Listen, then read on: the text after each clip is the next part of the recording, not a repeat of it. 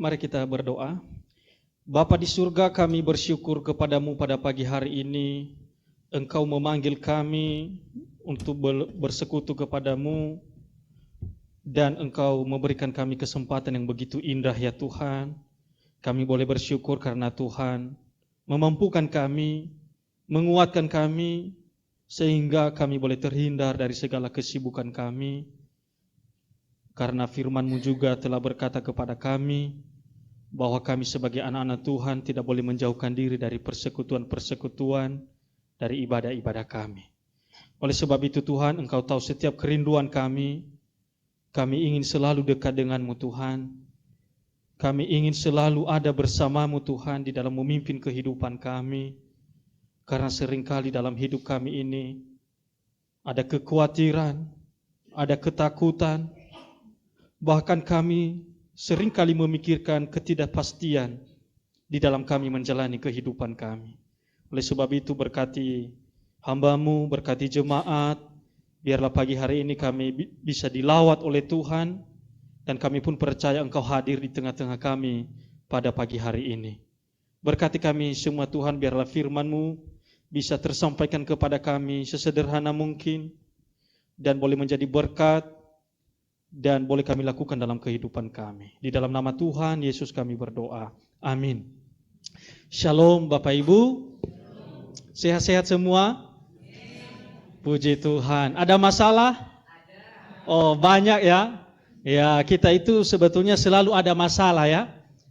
Kayaknya dalam 1 bulan itu pasti ada masalah Bapak Ibu ya. Walaupun sedikit pasti ada persoalan ya. Dalam keluarga mungkin suami istri bisa saja konflik Bapak Ibu. Ya, mungkin penyebabnya hal-hal sepele sebetulnya. Itu bisa menjadi persoalan, ya. Bahkan dalam diri kita juga bisa menjadi masalah. Nah, kemarin saya sisir rambut saya lihat ternyata sudah mulai ada ubanan saya, Bapak Ibu. Rupanya saya ini udah mulai tua. Nah, jadi apa? Saya melihat, waduh ini masalah ini. Jadi makanya saya berpikir bahwa sepertinya kita itu sebetulnya tidak pernah terlepas dari masalah. Ya, pasti ada problem terus ya. Mungkin sakit penyakit. Nah, itulah sebabnya nanti tema kita pada hari ini Komisi Dewasa memberikan tema harapan di tengah ketidakpastian. Nah, sekali lagi harapan di tengah ketidakpastian. Dan kita membacanya di dalam Roma pasal 8 ayat 35 sampai dengan 39.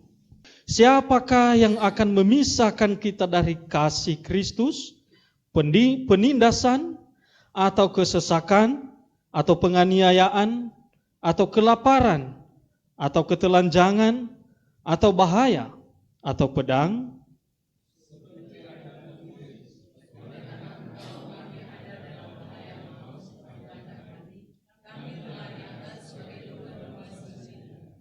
Tetapi dalam semuanya itu kita lebih daripada orang-orang yang menang oleh Dia yang telah mengasihi kita.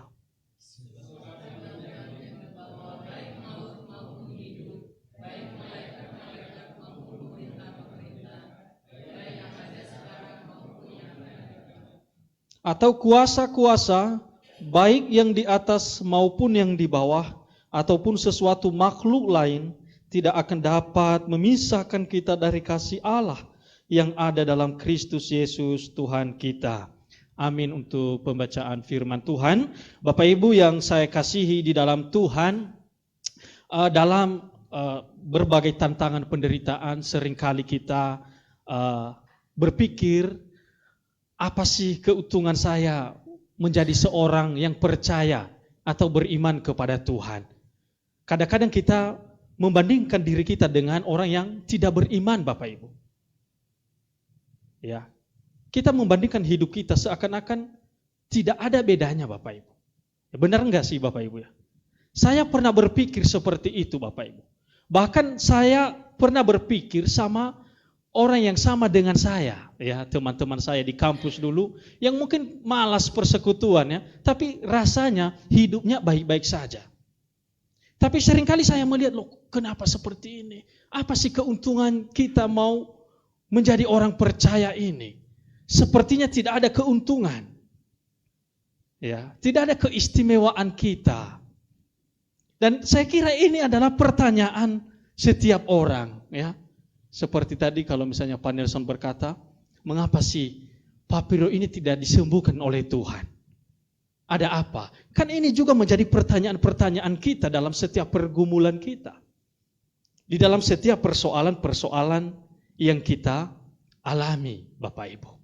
Bapak Ibu yang saya kasih di dalam Tuhan, tetapi sebetulnya sebelum kita masuk dalam bagian ini ketika Paulus katakan bahwa tidak ada yang bisa memisahkan kita dari kasih Kristus, dia sudah menguraikan kepada kita terlebih dahulu ada perbedaan kita dengan orang yang tidak percaya dengan orang yang percaya, Bapak Ibu.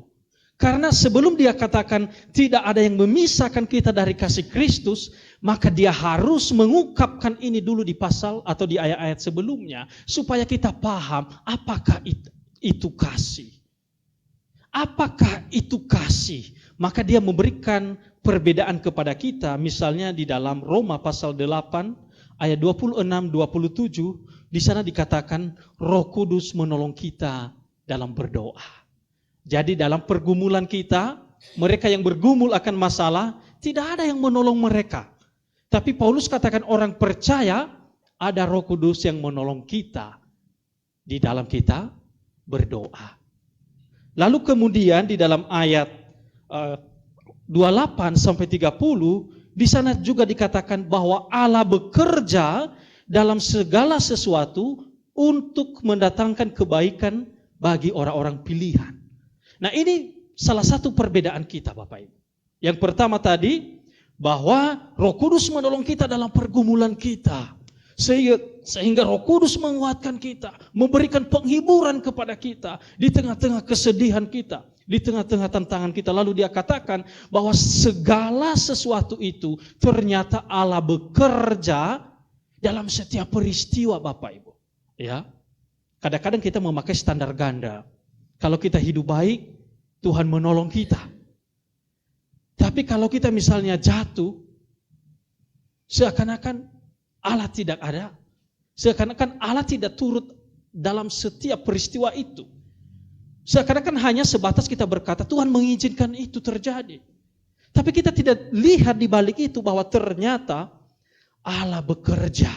Dan dia punya tujuan untuk apa? Untuk kebaikan kita. Bapak Ibu, maka dia katakan lagi di dalam ayat 35-39 yang sudah kita baca. Dia katakan, tidak ada yang dapat memisahkan kita dari kasih Kristus. Ini luar biasa, Bapak Ibu. Kenapa saya katakan luar biasa? Tuhan berkata kepada kita, sebetulnya tidak perlu kita meragukan ketidakpastian itu. Karena sudah ada kepastian dalam hidup kita. Apa itu kepastian?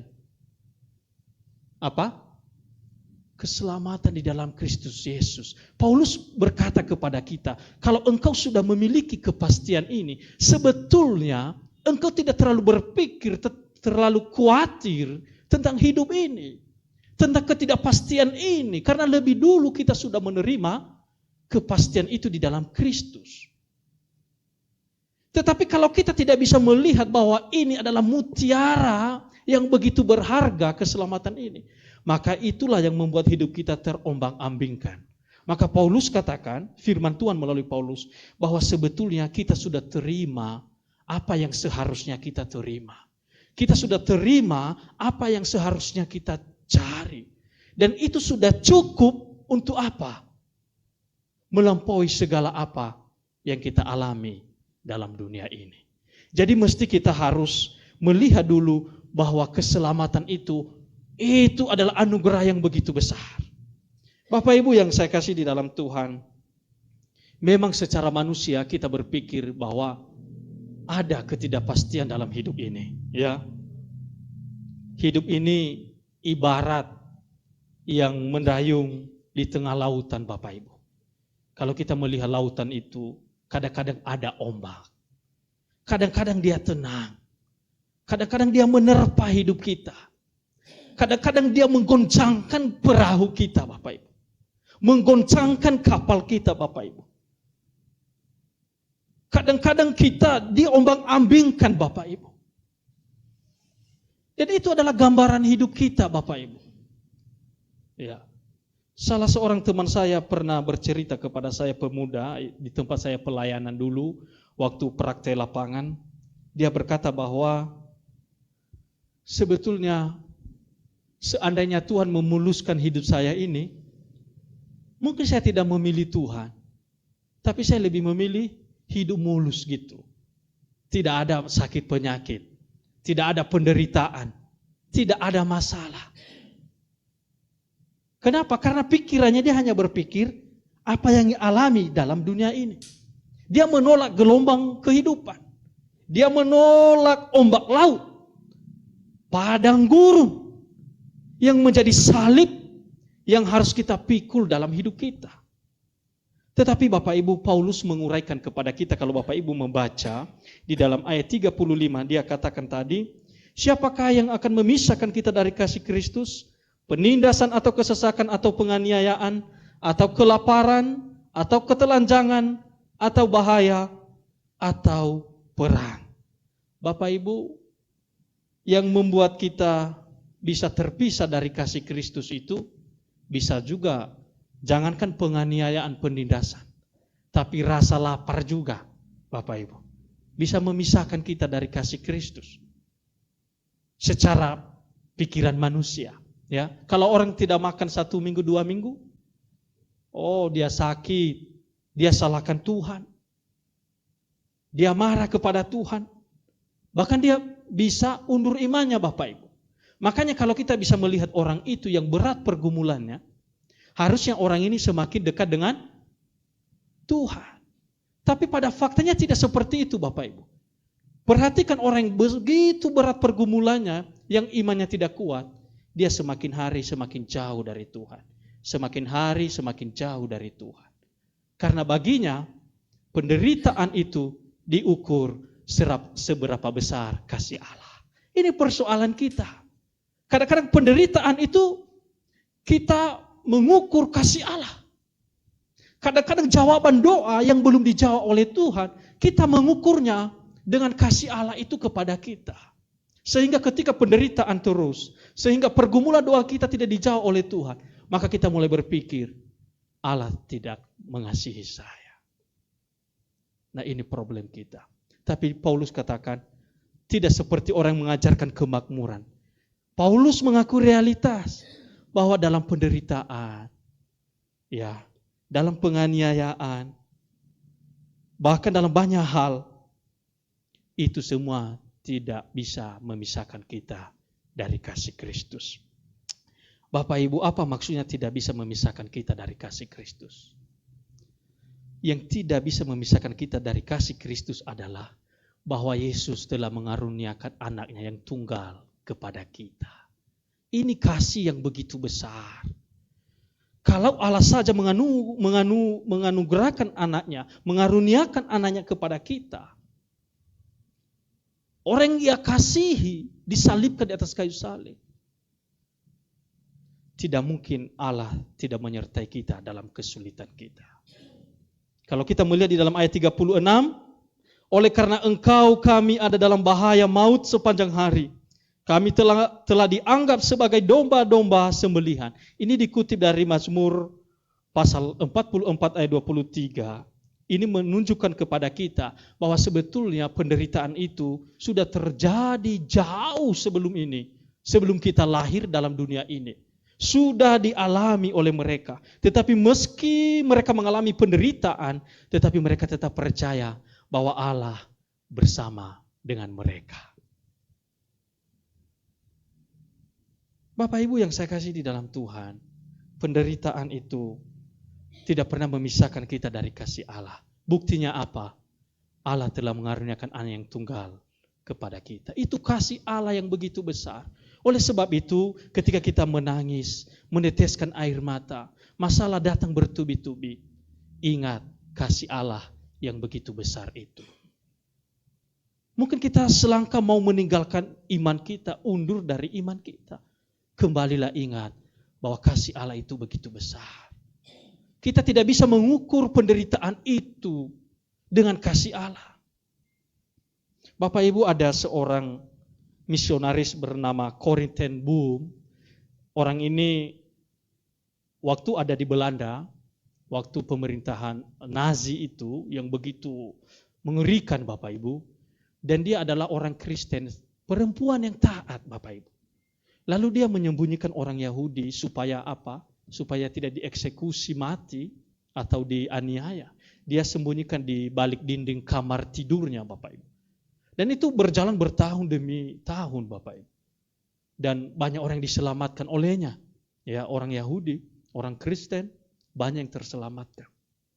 Tetapi suatu ketika Bapak Ibu, orang ini atau perempuan ini ketahuan sama pemerintahan Nazi itu, sama militer-militernya. Lalu perempuan ini ditangkap bersama dengan saudaranya. Lalu dibawa ke penjara, dia bertanya-tanya kepada Tuhan, apa sih dosa saya Tuhan? Saya pelayan Tuhan. Karena dia juga memang pelayan Tuhan. Saya melakukan yang baik. Tetapi Tuhan tidak bisa menyembunyikan saya dari orang-orang ini. Tuhan tidak bisa membela saya dari orang-orang ini. Saya sebagai seorang manusia saja, saya bisa menyembunyikan orang Yahudi dan mereka bisa diselamatkan dari aniaya, dari penindasan. Tapi Tuhan, Engkau tidak memberikan sedikit pun pertolongan kepada saya. Bapak Ibu, dia di penjara. Dan suatu ketika mereka di dalam penjara itu secara misterius mengalami sakit penyakit kulit yang mungkin bisa menularkan Bapak Ibu. Akhirnya penjaga penjara itu tidak berani masuk berdekatan dengan mereka. Dan perempuan ini dengan hikmat, dia membuat satu perkumpulan persekutuan di dalam penjara itu. Dan selama dia di penjara, mereka terus bersekutu kepada Tuhan. Dan tidak ada yang melarang mereka. Karena mereka tidak bisa masuk di dalam penjara itu. Bapak Ibu yang saya kasih di dalam Tuhan. Kemudian dia melihat makna hidup sebetulnya. Bahwa di tengah-tengah penderitaannya, Tuhan bisa memakai dia. Tuhan punya visi. Tuhan punya misi. Menjadi kesaksian hidup bagi orang-orang percaya. Dan beberapa tahun kemudian, secara misterius Bapak Ibu, katanya ada kesalahan administrasi, si Corrie ten Boom ini akhirnya dikeluarkan dari penjara. Dan beberapa bulan setelah keluar dari penjara, semua tawanan itu dieksekusi mati. Dan satu-satunya yang tertinggal adalah si Corrie ini Bapak Ibu. Dan sebelum saudaranya meninggal itu, ada satu kata-kata yang dikeluarkan oleh kakak perempuannya itu. Dia katakan begini, bahwa sedalam apapun kasih Tuhan mampu menembus setiap anak-anak Tuhan. Bapak Ibu yang saya kasih di dalam Tuhan, ketika kita menghadapi penderitaan atau ketidakpastian hidup, kita harus kembali kepada Tuhan. Bahwa kita jangan atau meninggalkan Tuhan. Jangan kita terburu-buru menyalahkan Tuhan. Ya. Saya juga ada di titik itu Bapak Ibu. Seperti pelayanan saya ini tidak karu-karuan begitu Bapak Ibu. Waktu saya pelayanan praktek dulu begitu hancur hidup saya Bapak Ibu. Kenapa? Saya dari Salim, praktik pelayanan saya, khotbah saya tidak terlalu penting. Mungkin kalau kami khotbah di kampus mungkin ada 2 kali saja Bapak Ibu. Tapi ketika saya masuk di gereja yang begitu besar, tuntutannya tinggi, kita diharuskan begitu. Bahkan pertama sekali masuk, ada ibadah memperingati harinya turunnya Roh Kudus. Itu gabungan banyak sekali orang Bapak Ibu. Saya disuruh jadi pengkhotbahnya, orang baru datang Bapak Ibu. Bayangkan perasaannya seperti apa. Dan sebelumnya ada banyak kritik demi kritik. Saya menangis Bapak Ibu. Saya bilang ada apa ini? Mungkin pelayanan saya ini tidak menjadi berkat. Kenapa Tuhan pakai saya? Kenapa Tuhan sampai meluluskan saya tamat di STT Saleh? Saya kira ada juga pergumulan-pergumulan kita yang mungkin kita keluarkan air mata, Bapak Ibu. Tetapi dari kekecewaan ini, marilah kita ingat bahwa sebetulnya kasih Allah itu tetap menyertai kita. Itu sebabnya saya katakan bahwa penderitaan itu tidak boleh kita ukur kasih Allah dengannya. Tidak bisa. Kasih Allah begitu besar dalam kehidupan kita. Bapak Ibu, yang kedua yang kita perlu lihat di dalam ayat 37 dikatakan, tetapi dalam semuanya itu kita lebih daripada orang-orang yang menang oleh Dia yang telah mengasihi kita. Paulus tidak berhenti atas peristiwa penderitaan, tetapi menegaskan bahwa penderitaan dalam dunia ini gagal memisahkan kita dari kasih Kristus. Bahkan bukan hanya gagal, kasih Kristus itu memberikan kemenangan kepada kita. Bukan hanya gagal, tapi memberikan kemenangan bagi kita. Kemenangan yang utuh, Bapak Ibu. Ya. Kemenangan yang betul-betul terjamin dalam hidup kita. Bahwa hidup kita lebih dari pemenang. Apa maksudnya? Kita tidak keluar daripada penderitaan. Kita tidak keluar dari tantangan hidup kita. Tetapi ketika kita tetap ada dalam Kristus, kita mampu melewati itu semua. Bapak Ibu, satu hal yang saya mau katakan, bahwa apakah kita ini hidup selama-lamanya? Tidak. Kita ini sebetulnya pasti mati, Bapak Ibu. Ini suatu kepastian, Bapak Ibu. Tetapi kadang-kadang kita membawanya dalam ketidakpastian. Apa yang saya maksud? Seakan-akan dalam menjalani hidup ini, kita merasa bagaimana masa depan saya? Bagaimana kehidupan saya? Bagaimana penderitaan yang terus saya alami? Itu seakan-akan ketidakpastian dalam hidup kita. Sebetulnya kematian itu sudah pasti. Maka di balik kepastian itu ada keselamatan yang menunggu kita. Kenapa kita seringkali merasa, misalnya seperti saya ini, saya sudah mulai ubana, jangan-jangan nanti orang melihat saya jelek, ya.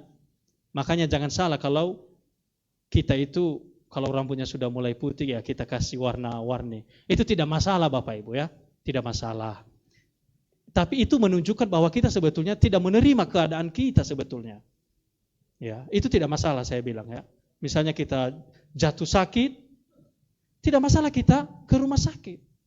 Tapi yang menjadi persoalannya adalah kalau kita menjadikan usia kita, penampilan kita, sesuatu hal yang menghancurkan hubungan kita dengan Kristus. Sesuatu hal yang lebih tinggi daripada iman kita kepada Kristus. Ya, kita sudah tahu bahwa misalnya kita akan mati, tapi kita tidak menerima keadaan kita. Kenapa itu? Karena semuanya tertuju kepada diri kita. Jadi sepertinya apa yang Tuhan sudah pastikan kepada kita, sepertinya kita tidak mau gitu loh. Kita tidak berterima gitu. Ya. Nah, ada satu cerita adik saya yang mau pelayanan juga ya di GP Krisporis, sekarang di Kalimantan. Ya, rupanya giginya bagian depan itu patah, Bapak Ibu. Jadi setiap hari dia tanya-tanya sama saya diterima di GP Kris itu nanti enggak ya? Waktu dia ngomong-ngomong itu saya enggak jawab-jawab, saya biarkan dia bergumul aja, kan begitu.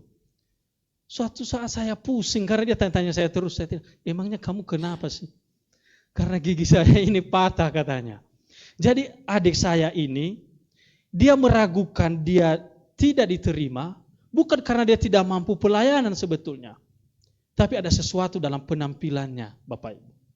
Maka sebetulnya dia sedang fokus pada dirinya. Jadi saya bilang sama dia, kamu berdoa. Yang memanggil kamu itu Tuhan. Tuhan tidak melihat penampilanmu, tapi Tuhan melihat hatimu yang tulus di dalam memberikan yang terbaik bagi Tuhan. Di antara beberapa yang diwawancarai, mungkin salah satunya dialah yang keterima di sana.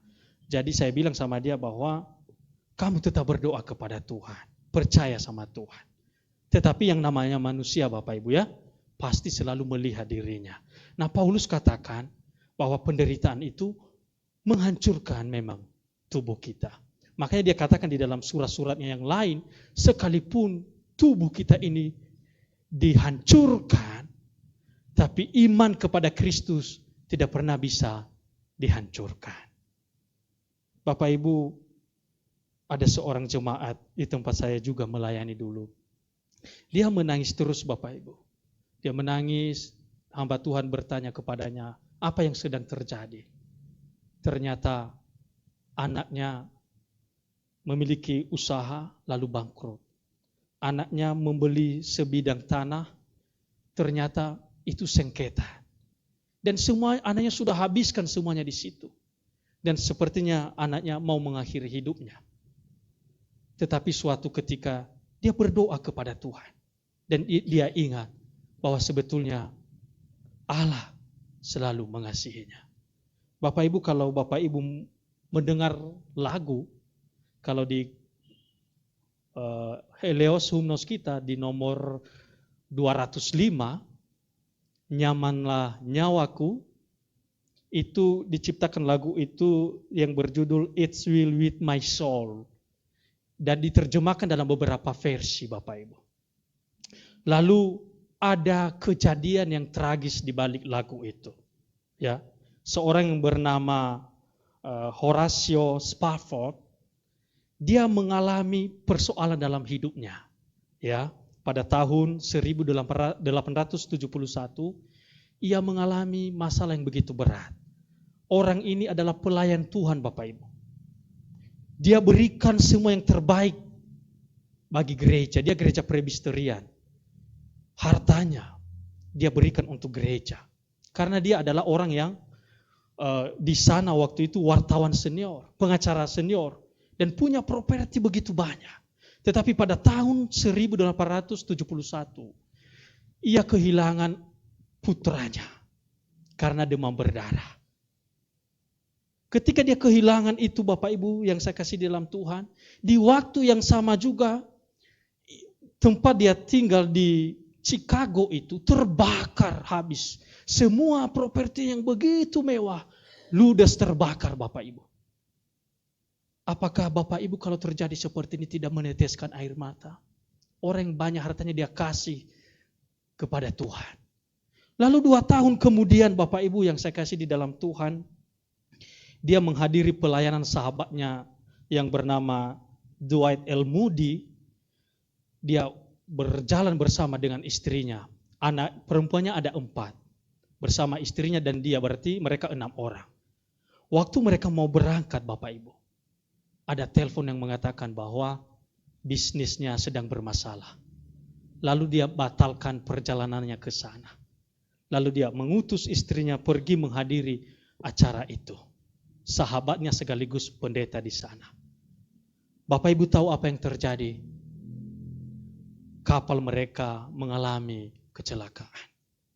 Bertabrakan dengan kapal lainnya.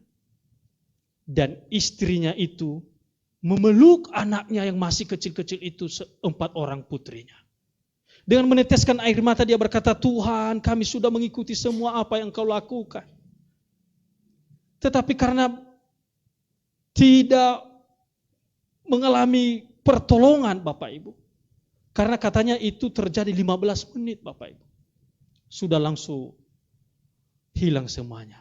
Di dalam pelukannya katanya satu persatu terbawa oleh ombak. Satu persatu terbawa oleh ombak. Dan dia menangis histeri. Dia kehilangan 4 putrinya. Dan pada akhirnya dia selamat Bapak Ibu. Dia terletak mengapung karena dia berada di atas balok kapal yang rusak itu. Dan dia diselamatkan. Lalu Bapak Ibu, dia telepon suaminya, dia bilang, saya selamat. Lalu apa yang saya perbuat? Sepertinya putus pengharapan. Lalu suaminya mengikutinya Bapak Ibu, pergi ke sana. Dan dia melihat tempat di mana mereka, putrinya mengalami kematian. Dia menyebutkan satu hal tadi, yaitu it's will with my soul. Dan setelah dia sampai ke daratan, dia menulis lagu itu Bapak Ibu. Dalam lagu itu, dia percaya bahwa sekalipun dia kehilangan segalanya, tapi tenanglah jiwanya. Itu yang dimaksud kasih Allah yang terus ada dalam hidup kita. Ini yang dinamakan bahwa kasih Allah itu tidak pernah berpisah dalam hidup kita. Soal apa? Ketenangan jiwa kita bersama dengan Tuhan. Doakanlah setiap penderitaan yang sedang kita alami saat ini. Pergumulan-pergumulan yang membuat langkah kita berat. Berdoakan bahwa Tuhan akan menolong kita. Ketika hidup terasa gelap dan kita tidak tahu harus melangkah kemana, ingatlah bahwa kasih Kristus tidak pernah meninggalkan kita. Jadikanlah kasih-Nya sebagai jangkar pengharapan kita. Jangan biarkan penderitaan, ketakutan, persoalan hidup, atau rasa bersalah menjauhkan kita dari kasih-Nya. Peganglah janji Tuhan erat-erat bahwa tidak ada satupun di dunia ini yang bisa memisahkan kita dari kasih-Nya. Ia mengasihi kita. Ia memelihara kita. Di dalam ketidakpastian, ada satu hal yang pasti. Kasih Kristus tidak akan pernah meninggalkan kita. Tuhan, kami bersyukur pada pagi hari ini kami mendengarkan firman Tuhan bahwa seringkali kami mengukur kasih-Mu itu dalam penderitaan yang kami alami. Seringkali kami mengukur kasih-Mu itu terhadap doa-doa kami yang Engkau belum jawab. Seringkali kami mengukur kasih-Mu itu ketika kami seperti dibiarkan dalam penderitaan, menghadapi tantangan dan rintangan. Tetapi biarlah orang-orang yang lebih dulu mengalami banyak tantangan dalam hidup mereka, biarlah itu juga menjadi kekuatan bagi kami untuk terus berjalan, untuk terus melangkah Tuhan, bahwa kami tidak meninggalkan iman kami. Kami tetap percaya kepadamu Tuhan dalam kondisi apapun. Ingatkanlah kami, teguhkanlah kami Tuhan, bahwa penderitaan yang kami alami, kesulitan yang kami alami, itu adalah sesuatu hal yang kami harus lewati dalam hidup di dunia ini. Tetapi pengharapan kami yang begitu besar telah menantikan kami, yaitu keselamatan kehidupan kami, mahkota kehidupan kami. Terpujilah Engkau Tuhan, dalam nama Tuhan Yesus kami berdoa. Amin.